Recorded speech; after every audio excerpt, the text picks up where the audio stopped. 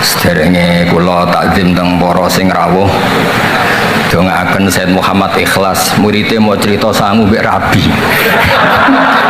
Wis dongakno Said Muhammad legowo di murid sing cerita rabi mbek sangu mbek nyindir Gus Raub. Kula kali Gus Bahan niki nggih nek diurut secara sanad padha Gus. Jenengan datang Sayyid Alawi melalui Mbah Mun, kula datang Sayyid Alawi saking Abu Sayyid Muhammad bin Alawi Al-Maliki. Ananging kalau dari urutan sanad sik dhuwuran kula soalnya Abu Sayyid Muhammad taqaddumul wafa. Pertama kali melbet datang Rusaifah salat subuh dikeplak kali Abuya kula didhawuhi ngeten. Akdar arsilak ilim min huna ila Indonesia. Walakin abgha asyufak tasyufni. Aku sanjenge Abuya aku iso ngirim ilmuku teko kene marang Indonesia. Mong aku pengen awakmu nyawang aku nyawang awakmu. An-nadhra nggih pandangan iku regane larang. Para sahabat kalih para tabi'in iku munggah derajate lapo bin nadhrah bir ru'yah ila wajhi Rasulillah sallallahu alaihi wasallam.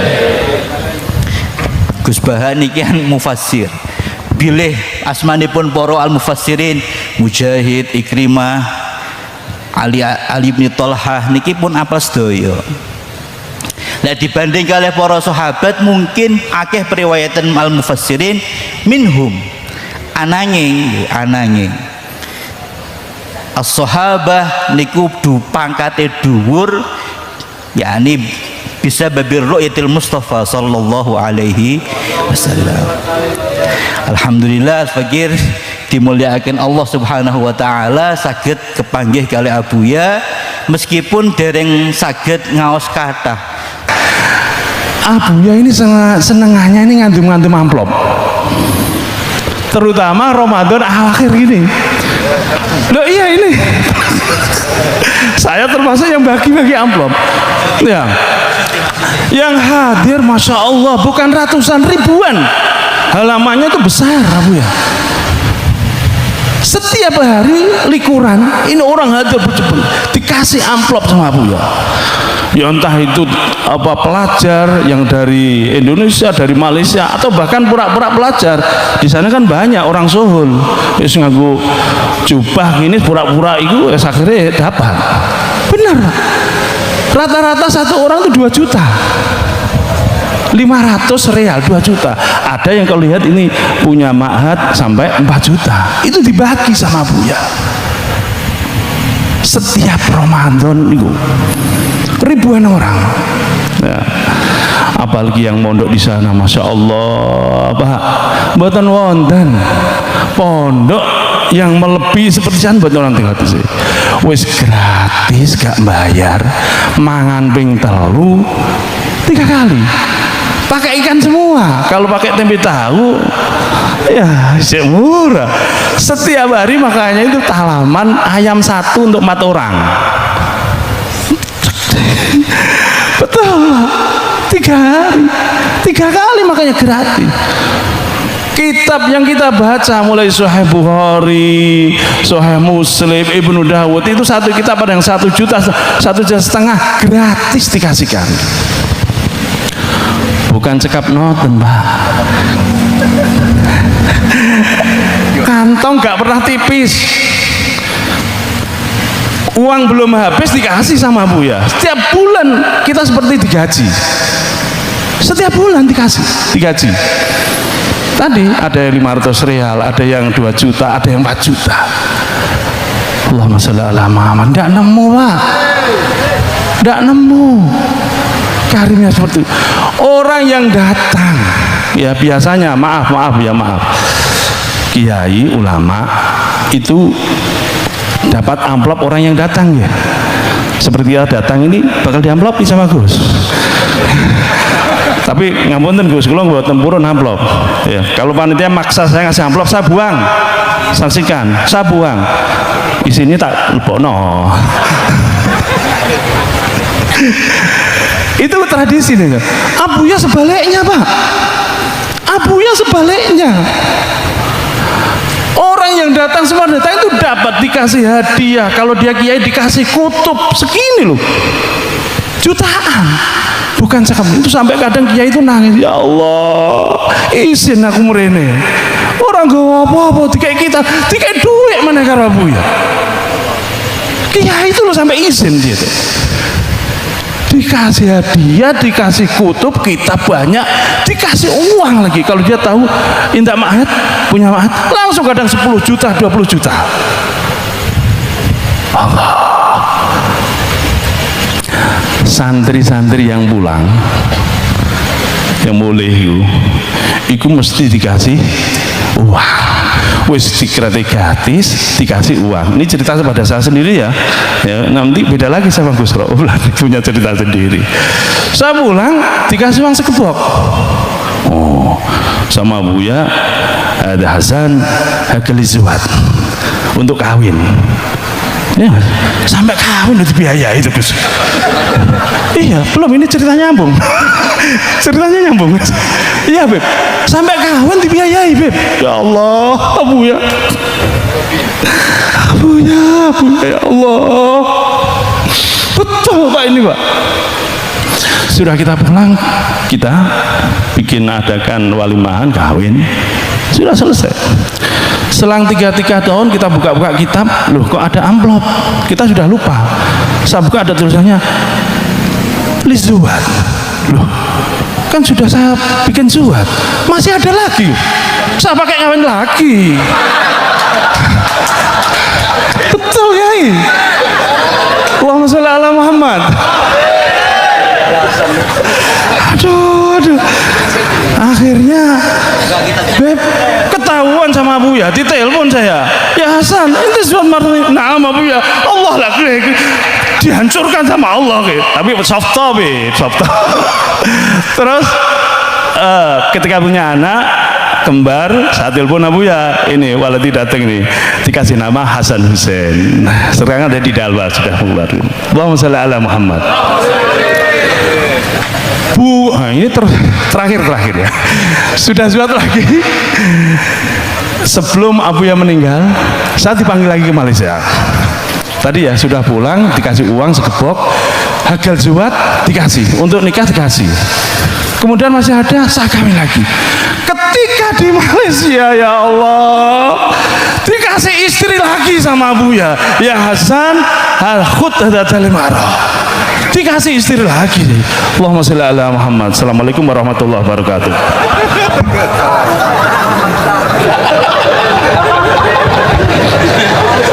Rasulullah itu begitu mencintai dan begitu rindu sama ikhwani. Mereka kata sahabat, saya ini ikhwanu kayak Rasulullah. Enggak, antum ashabi, kamu itu sahabat saya. Ikhwani adalah man amanabi walam yaroni. Mereka iman sama saya padahal tidak ngerti. Itu hebat luar biasa. Wong tidak ngerti kok iman. Wong ora tau disangoni Sayyid Muhammad kok seneng. Loh, itu hebat. Lah nek sing biasa disangoni untuk bojo kan seneng wajar. Nggih, setuju nggih?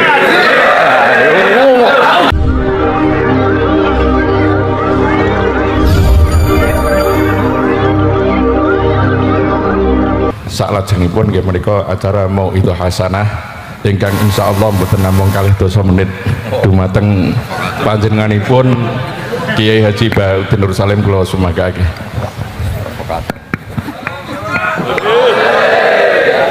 Assalamualaikum warahmatullahi wabarakatuh. Bismillahirrahmanirrahim. Alhamdulillahirabbil alamin. Wassalatu wassalamu ala asyrofil mursalin sayyidina Maulana Muhammadin wa ala alihi washabihi asma'in, amma ba'du. Sederenge kula takzim teng para sing rawuh, dongaaken Sayyid Muhammad ikhlas, muridé mau cerita sangu mbek rabi. Wis dongakno Sayyid Muhammad legowo, ndek murid sing cerita rabi mbek sangu mbek nyindir Gus Rauf. Ingkang kula hormati niki wonten Gus Rauf, wonten Habib Husain, Habib Syekh Abud, wonten Habib Soleh Al-Kafs, dan ingkang kula hormati. Kula berpikir begini ya. Kulo ikrar, kulo tak sering bahasa Indonesia mawon. Kulo seikrar-ikrarnya yang diceritakan para saksi tadi, murid-murid beliau adalah benar. Sebab itu kulo ikut bersaksi yang membela jenengan sehingga menangi Sayyid Muhammad. Ya ora duwe wajah ganteng kok Sayyid Muhammad. Tapi banggalah nanti mau jenengan mlebu swarga dimodifikasi, pun ganteng kowe. Oke, wonten cerita ngeten Habib Husain, wonten orang tanya, Gus kenapa Nabi itu kok ganteng, wali kok ganteng? Sing jawab ya lucu. Kok Nabi mesti mlebu swarga, dadi ngrubahi ra akeh-akeh. Dadi mulane sing rapati ganteng kudu ngibadahe sing tenanan karena mlebokno swarga wong ra ganteng ku butuh ekstra salon nih malaikat. Nah niku. Begini Pak Hasan, ini tonggo kula sering ngaji teng Bojonegoro, terus piyambake nggih sakjane ra di rival kalian kula. Begini Pak Hasan, tadi kata Mas Lutfi itu pengganti dari nama sinten Hisam ya? Syihab. Itu begini ya, ada cerita dan ini semua yang tidak menangi Sayyid Muhammad kedah senang karena hadhil millah atau hadatin ini milik yang menyaksikan Rasulullah SAW juga yang tidak menyaksikan. Ini pokoknya kalau bela mayoritas secara pemilu mesti menang kulo karena ini mayoritas. Rasulullah itu begitu mencintai dan begitu rindu sama ikhwani. Mereka kata sahabat, saya ini ikhwanu kayak Rasulullah. Enggak, antum ashabi, kamu itu sahabat saya. Ikhwani adalah man amanabi walam yaroni. Mereka iman sama saya padahal tidak ngerti. Itu hebat luar biasa. Wong ndak ngerti kok iman. Wong ra tau disangoni Sayyid Muhammad kok seneng. Loh, itu hebat. Lah nek sing biasa disangoni untuk bojo kan seneng wajar. Nggih setuju nggih? Mboten niki kan argumentasi ilmiah. Saya ini lho niki seksine Gus Rob. Saya ini di antara muridnya Mbah Mun yang kompetitor ilmiahnya baik, termasuk kategori A. Kategori A. Masalah ilmiah loh, masalah ubudiyah kalau biasa. Tapi biasa saya itu berkah. Nabi itu nggak pernah negur orang yang ibadahnya biasa-biasa saja. Yang ditegur adalah yang ibadahnya berlebihan, yaitu Abdullah bin Amr bin As. Ngertos sampai? Yang ditegur sama yang nggak ditegur itu baik mana? Yang nggak ditegur. Nabi itu tidak pernah negur orang yang ngimami pakai kulhu, tapi pakai bakoroh ditegur. Soalnya aku lagi partai kaum du'afa nih. Mana suara sati lebih nanti, tapi ini hak nih. Sehingga dalam banyak cerita dan ini disepakati banyak ulama, Uwais Al-Qarni itu lam yaltaki Rasulullah Shallallahu Alaihi Wasallam, walam yarohu. Hampir semua riwayat bilang Uwais Al-Qarni itu tidak melihat Rasulullah. Beliau itu sering nangis karena tetangga-tetangganya sudah sowan Rasulullah dan tentu mereka menjadi sahabat karena sudah sowan Rasulullah. Tapi Uwais Al-Qarni dia ibu mokong ra karuan. Ditinggal lu ra gelem, mokong cerewet ngamuan. Njuk nglayani Uwais Al-Qarni. Uwais Al-Qarni itu lebih berpegangan konstitusi bahwa birrul walidain terutama ibu itu amru Rasulillah, ummuka. Tapi apa yang terjadi? Uwais Al-Qarni yang tidak pernah sowan Rasulullah digelari khairul qurun Uwais Al-Qarni karena taat ning gone mandate Rasulullah nggih niku khidmah kalian enten ibuke. Padahal boten di zamannya beliau sebetulnya menangi zaman Rasulullah, enggak sowan. Maksud kula Pak Hasan, dadi sing ora roh-roh ya aja terus sampean ngrasa luwih tinggi. Nggih biasa mawon, kabeh iku sing penting ikhlas ridane Allah Subhanahu wa taala. Nah niki terus mboten iki masalah konstitusi, soal masalah al-kutub al-mu'allafah. Saya ini tadi kata Gus Raum, saya itu orang mungkin yang tidak mulazim ke Sayyid Muhammad, tapi kata tadi Mas Lutfi, kalau sanad ke Sayyid Alawi saya tentu lewat Mbah Mun. Mbah Mun itu teman akrabnya bapak saya. Dulu ketika beliau mondok di Mekah itu yang nganter mbah kandung saya, namanya Mbah Sidik. Jadi keluarga saya ya pokoknya muamalah terus musohabah semuanya sama keluarganya Gus Raub itu minal ajdad. Ya sampai kadang beda pilihan presiden. Tapi tetap rukun. Karena nganggep itu urusan akidah, ini biasa mawon apa? Biasa. Begini. Niki rungokno tenan ya. Saya entah berapa kali sampai lupa nyetak kitab tapi bukan nyetak komersial, sama lagi bukan komersial, jadi ini nggak perlu menyinggung siapapun, tidak komersial. Al-Hajju Fadha'il wa Ahkam itu saya nyetak entah berapa kali, dan semua yang saya kasih Gus Rob itu mesti terus minta dibacakan. Kenapa? Karena semua fikih di Indonesia itu pasti bilang ar-ramyu itu ba'das zawal. Semua takrib, mu'in, i'ana, semuanya pasti ar-ramyu itu ba'das zawal. Kunna natahayyanu fa idza zalati syamsu romaina. Kita ini nunggu zawalu syamsi baru romaina. Ramyu yaumil hadi asyar. Ketika ada peristiwa mu'assim, terowongan Mina, karena jutaan orang ke titik yang sama di jam yang sama. Soal lagi jutaan orang ke titik yang sama di jam yang akhirnya Said Muhammad memberanikan diri fatwa secara terbuka bahwa boleh Romyu qoblas zawal. Mereka mesti komplain, iki kitab apa? Sampai komplain, saya bilang ini yang ngarang putune Kanjeng Nabi. Kabeh bantah. Terus tak dudono takbir, dan beliau cara ngendikan masuk akal. Ya, ini sing sering haji napa mari sakniki haji yo wonten sing bisnis bareng, pokoke sing haji lah niki cerita. Sing haji, sing bisnis haji tenan pokoke haji. Sebetulnya dalam Romyu itu kan boleh nafar awal, berarti selesai tanggal 12, bisa nafar sani sampai tanggal 13. Terus kata Sayyid Muhammad, jika bisa isqatur Romyu yauma salisa asar bil kulliyah, bisa menggugurkan Romyu tanggal 13 bil kulliyah. Fali ayya juzat takdim min babi aula, apalagi ini sekedar takdimul waktu. Dan beliau bilang di kitab Al-Hajju Fadha'il wa Ahkam, dan tidak yusamma mukhalafatan. Kenapa ada mukhalafah? Itla ilzama fihi bitasrih, karena Rasulullah tidak mengendikan bahwa ini harus begini. Itu hanya fi'lu. Fi'lu bisa ya dulu alal jawaz, bisa alal aulawiyah, nggak ada jaminan kalau itu syarat apa? Sah. Terus akhirnya orang tuh ayam semua, tenang semua, berdasar fatwa Sayyid Muhammad yang kita sosialisasikan. Saya baca itu berkali-kali. Jadi saya cerita, jadi ini benar-benar cerita naskahnya Sayyid Muhammad, orang cerita sangu.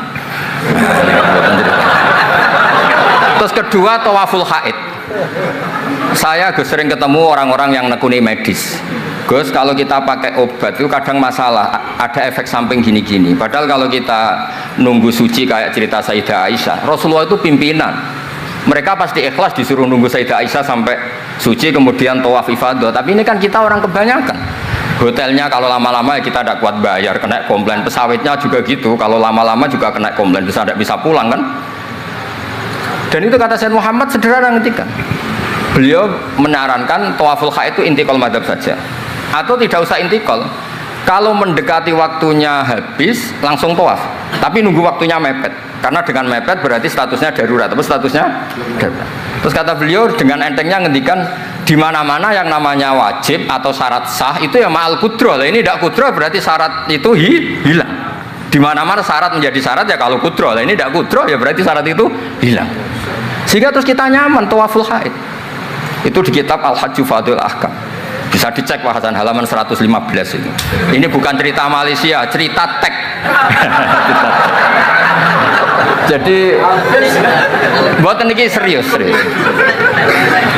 Karena tadi kan orang-orang bisa guyon cerita nikah, berarti Anda tukang nikah. Lah kalau sekarang guyon karena ilmu, berarti Anda mubarak betul. Cerita nikah ya iso guyu, cerita ilmu iso guyu, berarti waras sampean. Ternyata bisa senang dengan ilmu, bisa senang. Hanya relax saja. Saya baca kitab beliau yang khataman, ini Gus Rauf saksinya. Saya baca Qawaid Asasiyah itu pasanan khatam tahun 39. Terus poso ini kemarin 45 ini saya juga khatam baca Qawaid Asasiyah. Dulu itu karangan Sayyid Alawi namanya Zubdatul Itqan. Di era Sayyid Muhammad disebut Al-Qawaid Al-Asasiyah fi Ulumil Quran. Saya ngajar di Sarang ya kitab itu di pondoknya Gus Zufur. Saya berkali-kali baca kitab itu di Kudus di pondok saya kemarin khatam. Terus kitab beliau yang saya senang sekali diantaranya tentu Mafahim Yajibu Antus Sohah. Tadi Mas Lutfi cerita betapa repotnya Sayyid Muhammad ngadepi Wahabi. Tapi di Indonesia saya sering cerita ke mereka, bahkan sebagian yang berfaham itu di kota banyak yang menjadi minna. Saya cerita begini, la ilaha illallah itu kalimatun dakhala bihal kafiru al-islama fakaifa bihadil kalimah. Kok terus jadi tukhriju hadil kalimah al-muslimah minal islam ilal kufri. Orang tahlilan, orang nyekel patok, orang-orang NU yang khol itu nyekel patok yang la ilaha illallah, la ilaha illallah. Itu kalimat yang orang kafir puluhan tahun menjadi muslim. Masa dengan kalimat yang sama menjadi kafir? Itu logikanya tidak kena. Berarti kalimat ini punya dua status. Ya mukminah memukminkan, juga mukafirah mengkafirkan. Itu kan lucu gitu.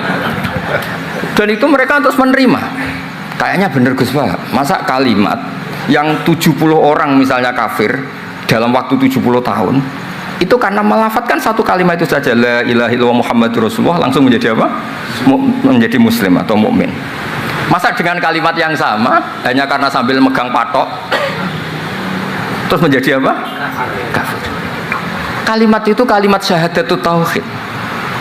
Makanya saya mohon para muhibbinnya Sayyid Muhammad itu harus baca kitabnya. Saya ini bukan niat sombong. Saya baca kitab beliau yang saya takriri sampai khatam itu ya Al-Hajju Fadhilul Ahkam. Saya sudah lapah berapa kali saya khatam. Terutama di bab Tawaful Haid sama Amram Yukub Lazawat. Terus mafahim yajibu antus sokhah, qawaid asasiyah, mafhumut tatawur wa tajdid.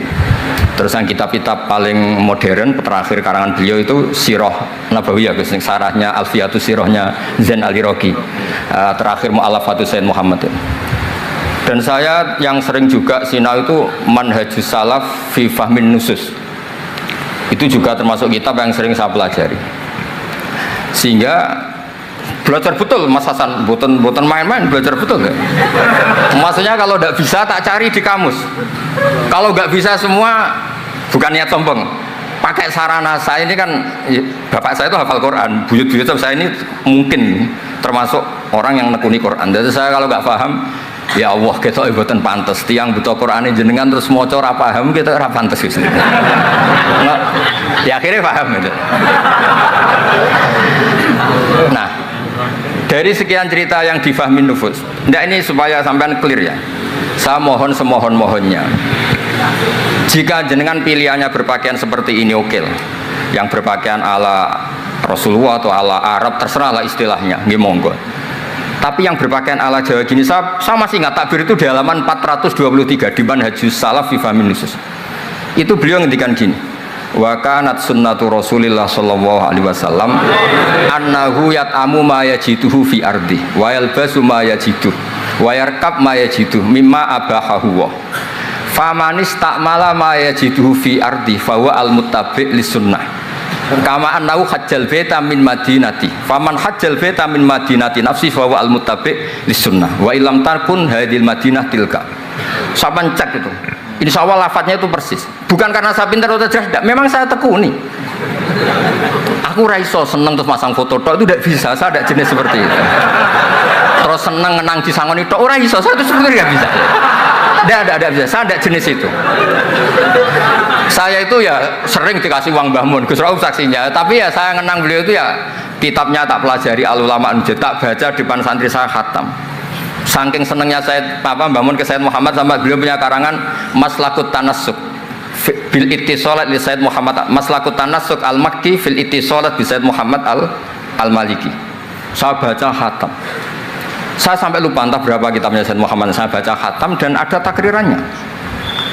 Takriran ini penting karena argumentasinya ilmiah. Misalnya begini, kalau orang ke kuburan kemudian agak diluk, dianggap suratus sajidin li makhlukin, suratus sajidin li makhlukin. Maka kata Sayyid Muhammad kadang jawab ya lucu, berarti orang yang koinnya jatuh, koin duit receh. Kalau saya kan mungkin sudah kaya, uang kayak itu koin jatuh tidak tak ambil, kalau sampean itu kan masih diambil ya. Itu kan mesti fisuroti sajid atau fisuroti roke. Lah kalau itu dianggap murtad, semua orang yang ngambil HP-nya jatuh itu semuanya murtad karena ada suratus sujud li makhlukin, apalagi ini makhluknya koin. Nah ini bukan gitu, ini data ya. Maksudnya tak baca di sini karena memang saya profesional. Tapi jangan undang saya, yang berundang saya Gus Rauf itu pun sekali ini tok perjanjian. Saya ini punya buyut-buyut Habib Husain Ba'bud. Buyut-buyut saya itu tukang uzlah. Jadi saya termasuk kiai yang nggak suka diundang. Paling saya hanya ke Pasuruan karena Kiai Hamid Pasuruan itu sepupunya mbak saya. Ke Gus Rauf karena putranya guru saya. Pernah diundang Gus Kafabi karena agak-agak dipaksa. Mbah Mun itu ngaji di Bakarim, berarti jenengan cucu murid. Waduh. Kok pakai ancaman ini Pak? Wah ya sudahlah, saya nurut tuh. Saya nurut, tapi saya bilang begini, saya ini punya pondok Quran, sering deres Quran. Tadi kata Gus Rauf sering deres Quran, sering nyemak Quran. Ya monggo kalau berani menanggung hisab itu. Akhirnya terus mun sekali aja karena resiko juga kan mengganggu orang yang deres itu. Boten iki boten ancaman, boten cerita mawon, boten saya biasa mawon. Nah ini saya baca beberapa teks yang supaya jenengan ngerti. Ketika Sayyid Muhammad mencintai Imam Malik itu beliau sampai punya karangan Imam Daril Hijrah Malik bin Anas. Saya beri sekian cerita betapa Sayyid Muhammad itu mencintai Imam Malik. Makanya beliau dengan gelar Al-Maliki. Beliau karuan Al-Hasani tapi beliau menyisipkan gelar apa? Al-Maliki. Kenapa?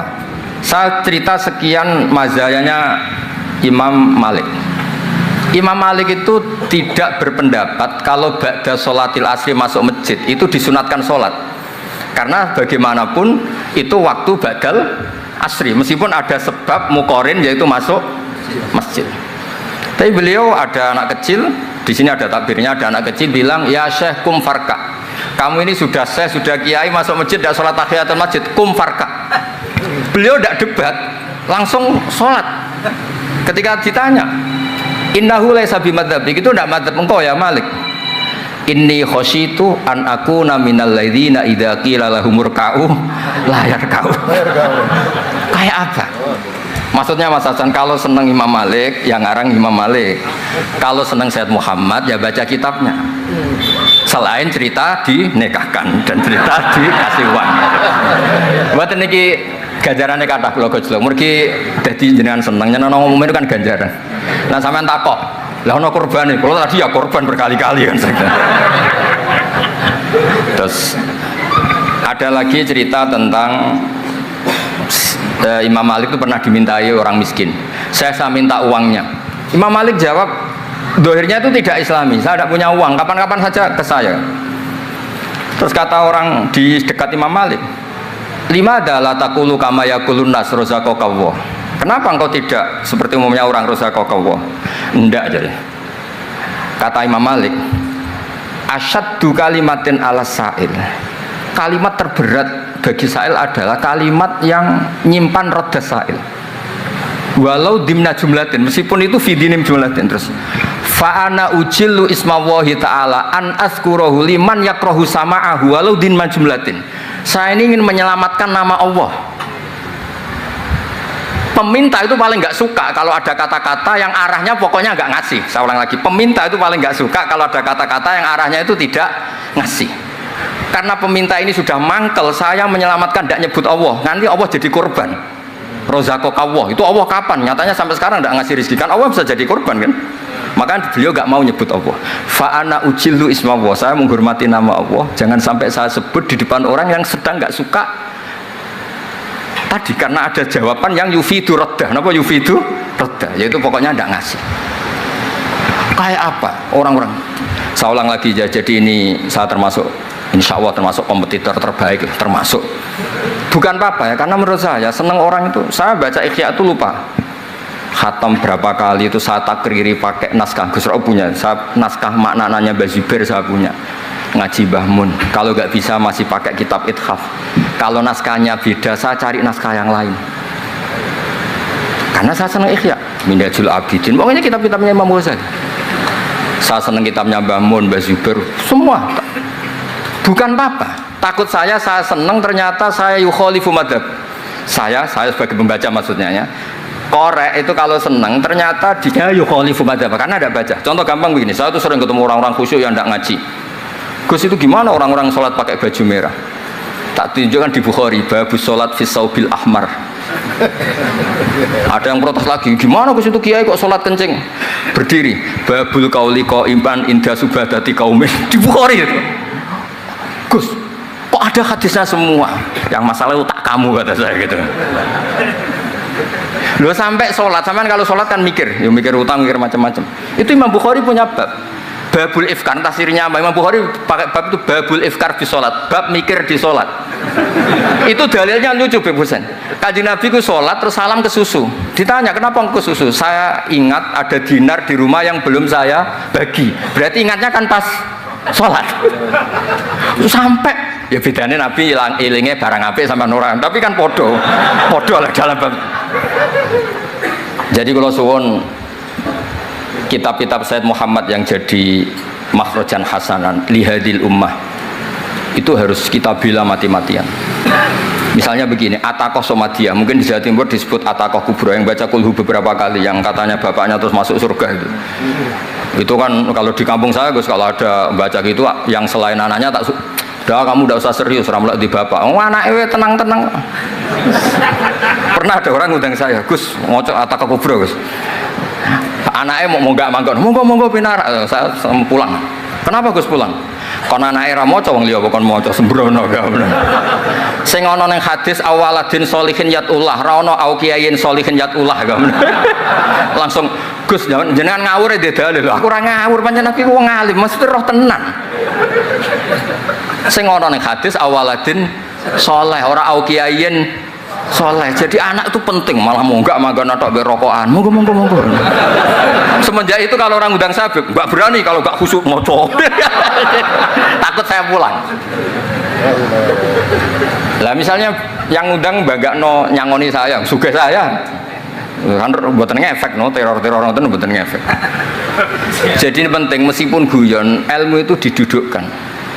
Sayyid Muhammad ngendikan hadis-hadis tentang jumlah kul huwallahu ahad semuanya itu dhaif. Saya pernah ngaji itu di Kudus cerita gini, alhamdulillah kok dhaif. Hadis tentang jumlah la ilaha illallah yang banyak, alhamdulillah juga dhaif.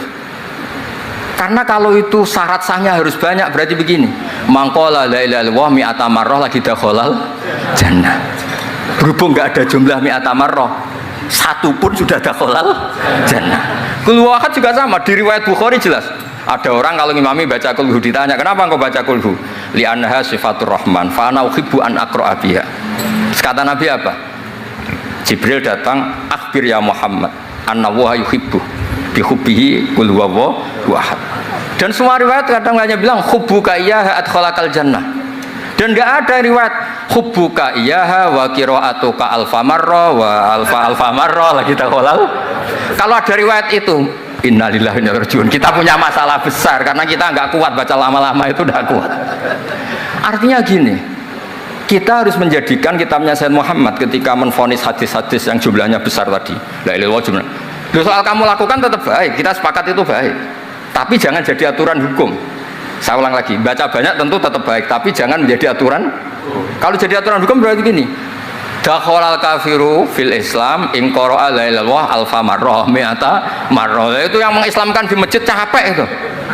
Karena nunggu alfa marrah. Jadi saya mohon karena agama ini yuridu wa bikumul yusra, agama ini Allah inginnya itu mudah. Buistu bil hanifiyatis samha, semuanya itu mudah. Tapi jangan tahawun ya. Jadi kalau suwon tadi alhamdulillah sudah diduga saya 20 menit karena memang saya ini tidak bisa pidato. Saya kalau ngaji di rumah ini Gus Rob pastinya. Saya ngaji biasa 4 jam, 3 jam biasa ngaji. Ngaji ada kitabnya saya baca Jalalain, pinggirnya ada Sofi, ada Futuhat Ilahiyah, kadang ada Tobari, itu kuat. Kenapa saya kuat 3 jam kalau ngaji? Saya ini pecinta umatnya Rasulullah SAW. Umat itu tidak boleh hanya mendengar kata-kata seorang bahak, enggak boleh. Harus mendengar kaifa qala Tobari wa kaifa qala Al-Baidawi wa kaifa qala Shahifus Shafi wa kaifa qala Imam Nasyafi. Saking hormat saya. Cuma saya nyampaikan pancen rileks guyon karena itu wasiatnya Bapak. Hak kena ngaji guyon. Nah, iku wong bingung kabeh sing ngaji-ngaji.